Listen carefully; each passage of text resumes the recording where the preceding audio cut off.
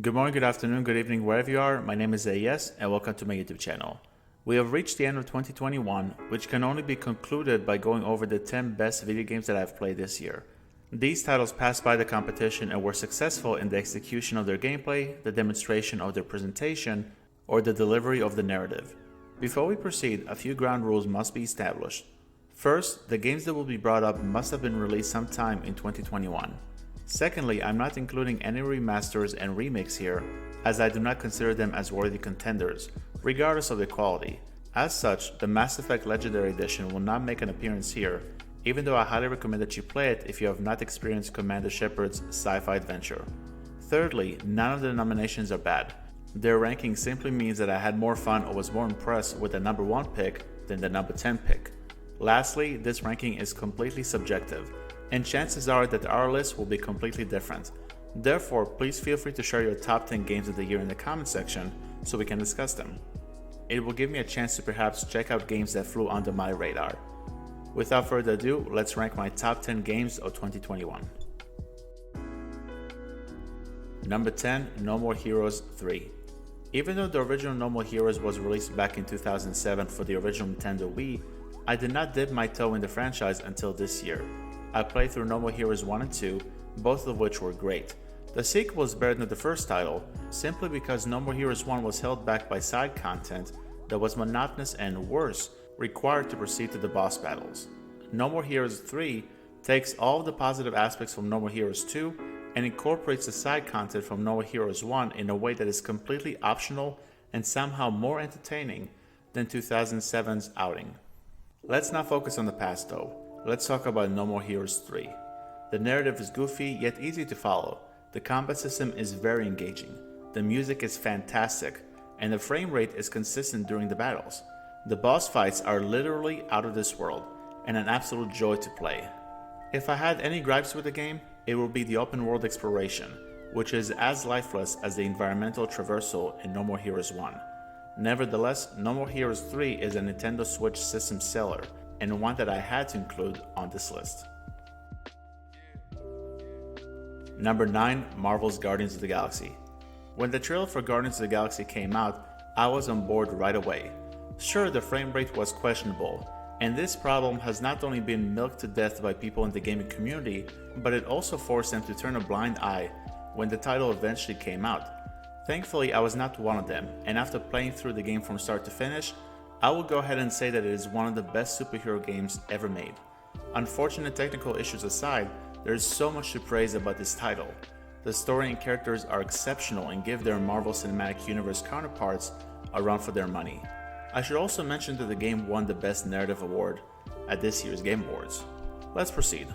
The soundtrack and visuals are top-notch. The gameplay, while basic at first, progresses nicely with multiple unlockable abilities. The boss fights are cool, especially the finale, which will not be spoiled here.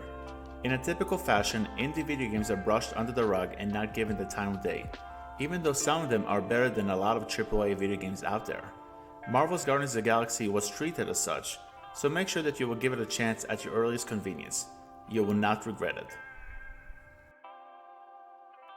Number 8, Halo Infinite. I will not go into too much detail here because I recently reviewed Halo Infinite. However, I had to bring up 343 Industries' latest title one more time before the end of the year because it is one of the best games of the year. Furthermore, it is one of my favorite Halo games ever made, being placed at the number 3 spot on my Halo ranking, behind Halo 2 and in front of Halo 3. The open world is such a great change to Master Chief's adventure. The presentation is relatively awesome, the gunplay both online and offline are a ton of fun, and the main narrative is great, especially the heartwarming interactions between Master Chief and the new AI companion, the Weapon.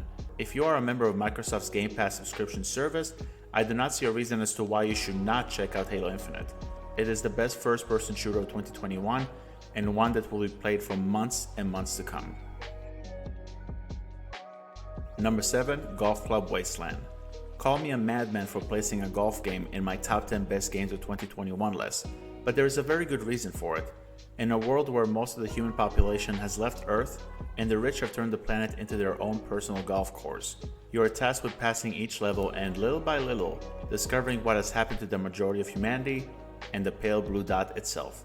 Throughout your gameplay experience, which is as you would expect from a golf-based game, you will discover several highlights. First off, Golf Club Wasteland has one of the best audio designs you will ever encounter in an indie game, combining a beautiful soundtrack with an exceptional use of the radio to convey story beats. Secondly, the level design is simply top-notch, allowing you to take multiple routes to your destination. Thirdly, the visuals are slick across the board. Finally, the basic premise of the story turns into an interesting take on the post-apocalyptic genre and implements a nice send-off. There are a couple of moments where two sets of dialogue intertwine and confused me, but overall, I had a really good time with Golf Club Wasteland. I also must give a shout out to one of the developers who stopped by my stream.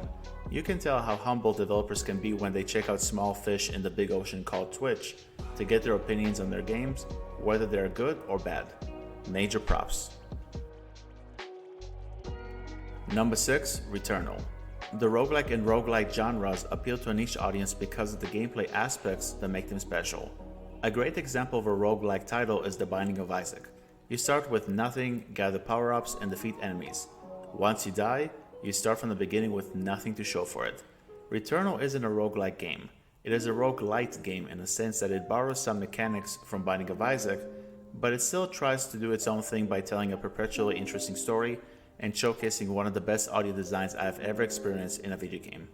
Returnal does take risks, particularly due to its nature as a PlayStation 5 exclusive. However, in my opinion, it nails it out of the park.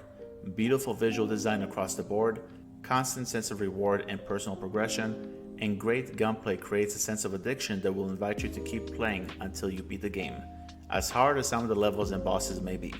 Returnal is not the game for everyone. If you die at any point, you need to restart the run from 1 or 2 points without any of your powered up guns. Housemarque has patched in a save system that allows you to save your progress and take breaks whenever you want, but it's still a challenging game. Nevertheless, I went ahead and did a complete no-death run of the game, as well as earned the Platinum Trophy. If it does not tell you how much I love Returnal, I don't know what will. Number 5. It Takes Two. I won't play around the bushes here. It Takes Two is the best cooperative video game that I've ever played. Developed by the same makers of Brothers: A Tale of Two Sons and A Way Out, Joseph Fares and his team have created something incredibly unique, creative, and endearing. The story on deck here is emotional and relatable, the minigames are awesome, and the level and character designs are, as Keanu Reeves said a few years ago, breathtaking. You're breathtaking! You're all breathtaking! Furthermore, It Takes Two constantly throws new gameplay mechanics in your way, which means that you will never get bored of the game. A few characters that can be perceived as overly cheesy did not stop It Takes Two from impressing me by the time I reached the end credits, and as a result, I have no choice but to place the game at the number 5 spot on this list. Number 4. Resident Evil Village. At this point in this video, I have a couple of announcements to make, one of which may not be a surprise to folks who know me. On one hand, we have reached the final AAA video game on this list. The top 3 picks are indie titles. On the other hand, the number 4 spot on this list, Resident Evil Village, is my favorite Resident Evil game as of the making of this content for you ladies and gentlemen. However, some context must be given. I have only played Resident Evil 4, 5, 7, and Village. I have not beaten Resident Evil 1, 2, 3, and 6, and the ranking may change whenever I get to them. As of now though, I am holding my grounds. Great level design, gorgeous lighting effects, fantastic variety of weapons and bosses, a surprising final act, and characters that are charismatic for the most part, really made the game memorable for me. In addition, Ethan is a much more personable protagonist in Village. He was monotone in Resident Evil 7 and he has those moments from time to time here, but the difference between Resident Evil 7 and Village is straightforward.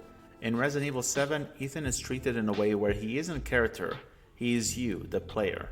He is a vessel for the player to place himself or herself in the world of Resident Evil, similar to how the protagonist of Far Cry 5 operates. In Resident Evil Village, you learn to care about Ethan as a character due to his relationship with his girlfriend and his newborn baby. All in all, Resident Evil Village is the best horror game that I played this year, and one you should not miss if you love the genre or the franchise in general. Number 3. Solar Ash. Let me start by saying the following. Yes, Solar Ash's price is too steep. $40 for a title that can be beaten in around 5 or 6 hours is a bit much. Furthermore, gliding around the environments, which is one of the main actions you will perform during your playthrough, can be a nuisance at times. Nonetheless, neither point takes away from an experience that I will absolutely replay in the future. The narrative is interesting and has a cool final lesson that will not be spoiled here. The gameplay mixes the slick exploration of The Pathless with the exceptional boss fights of Shadow of the Colossus. The animations and soundtrack are absolutely superb. There are nice incentives to hunt for collectibles. I can keep going on and on about Solo Ash. My interest was piqued after the very first trailer, and once I played Solo Ash a few months ago, I can say that I was not disappointed at the slightest. When the game goes on sale, I implore you to give it a go. You will not be let down. Trust me. Number 2, The Pedestrian. In all honesty, I can switch the number 2 spot and the number 1 spot and vice versa on a moment's notice. Both of them are equally incredible, but you will understand my number 1 pick once we get to it. For now, let's discuss The Pedestrian. At its core, it's a puzzle game. You play as one of those figures that you would normally see in a streetlight, and your goal is to move from point A to point B. The basics are not surprising. What will surprise you though is everything else about The Pedestrian and the revelation that you can have a wonderful time with the genre in question. The environmental design is perfect and incorporates unique puzzle mechanics. The soundtrack is, for lack of a better word, comfy. The difficulty nicely increases over time without appearing to be overbearing. The ending. I won't give you any details about it, but you will never see it coming. As a matter of fact, this is my only gripe with the game. It is somewhat bittersweet how you will reach the ending, and then you will say, hey, I want to play more of the game. The Pedestrian is easily the best puzzle game that I've ever played, and one that is criminally underrated. Do yourself a favor and check out The Pedestrian. Thank me later. Number 1, Imposter Factory. If you have watched my video of the top 100 video games of all time, you will discover that I broke my own rule of including entries from the same series once throughout the ranking. The franchise does not have a definitive name, but it included 2 major titles up until that point, To the Moon and Finding Paradise. Both incorporate mesmerizing soundtracks. Both implement stellar writing. Both include 2 of the most emotional stories you will ever experience in a video game.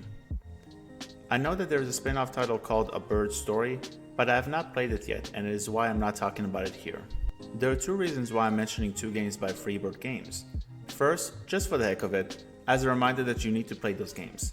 Secondly, it is because Imposter Factory continues from where Finding Paradise left off and makes several connections to it and To the Moon. I gave To the Moon a 10 out of 10. I gave Finding Paradise a 10 out of 10. Naturally, I had to give Imposter Factory a 10 out of 10. Why? Here's why. The narrative is progressively intriguing and does not stop with surprises and emotional scenes. The soundtrack is predictably spectacular. The animations are slightly improved from the previous 2 titles in the series. There isn't a big emphasis on puzzles, which enhances the tale's pacing. The Pedestrian was at the number 1 spot during the first fourth of my playthrough of Imposter Factory. Afterwards, I had to switch spots, at least for the time being. You need to play To the Moon and Finding Paradise prior to checking out Imposter Factory, and once you do it, you will understand why Imposter Factory is not only an amazing game, but also the best video game I have played in 2021. Well folks, that's the end of the video. Thank you very much for checking it out. What is the best video game you have played in 2021? It does not necessarily have to be a title that was released this year. I want to hear your thoughts in the comment section, so feel free to share. Till next time, have a great day or evening wherever you are. My name is AES, and I will see you guys in the next video. Bye bye.